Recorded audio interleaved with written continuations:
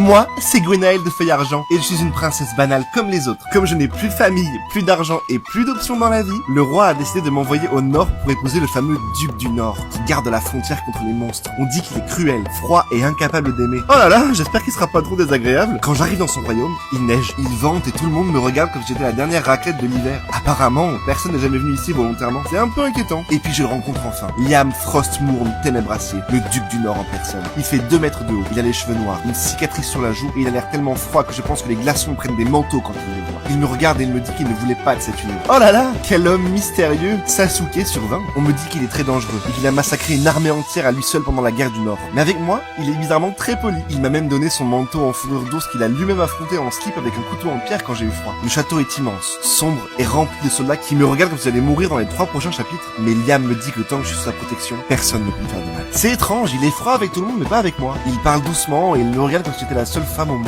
Je comprends pas pourquoi. Après tout, je suis banal. À part mes cheveux incroyablement brillants, mes yeux uniques, mon parfum envoûtant et ma beauté naturelle, je suis vraiment comme tout le monde quoi. Il parle peu, mais quand il parle, il fait surtout des menaces. Des trucs comme Woody Destuyo. Il m'a menacé 3 fois aujourd'hui. C'est sûrement sa façon de flirter. Un jour, j'apprends que Liam protège tout le royaume contre les monstres qui vivent au-delà du mur du Nord. Apparemment, il se bat tous les jours pour sauver le royaume, mais il ne veut pas qu'on le remercie. C'est parce qu'il est brisé intérieurement. Il se bat contre ses propres monstres en fait finalement. Oh là là, c'est trop poétique.